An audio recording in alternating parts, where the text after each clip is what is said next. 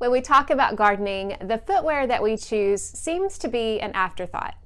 As I mentioned before, I have used tennis shoes in my garden, especially for long periods of time when I'm working in my garden, and I really didn't think a whole lot about it until Cujo Yardwear sent me these yard shoes to try, and you can tell they are not clean because they have been used. I was a little bit skeptical, to be honest with you, because I thought tennis shoes could do the job, but I have to tell you why I have really enjoyed working in the garden with these Yardwear shoes. First, I was amazed at how comfortable they are for hours of work in the garden at a time. I mentioned that sometimes my feet wore out whenever I used my slogger boots, but I was able to do tasks for many hours and not even notice that I had any kind of shoe on. They were just so comfortable for a long period of time.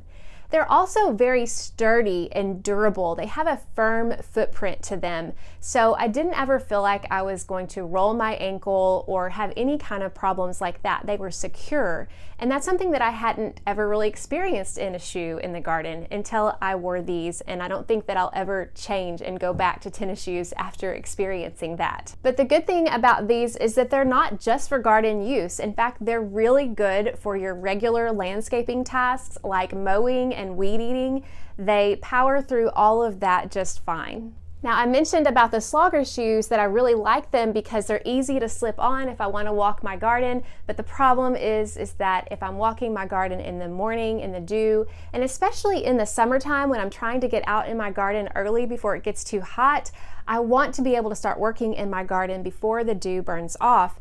These are water resistant up to about here, which is really all that I need in a shoe. I'm not going to be going and stepping into lots of mud puddles when I'm working in my garden, but just that extra protection of being water resistant on this bottom has made a huge difference, and it has allowed me to be flexible at when I can go in the garden without worrying about getting my feet wet and soggy. Now, the only thing about these as compared to the other sloggers is that they're not as easy to slip on, so they're not as convenient for quick trips in the garden. So I'm still usually going with one of these other two if I'm wanting to go outside just for a quick trip.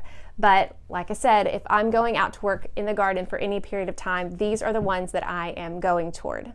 I will say that when I first got them out of the box, they seemed to be a little bit stiff, but after just a couple of days of wearing them, they started conforming to my feet in a way that I knew would make them perfect for the long term for me.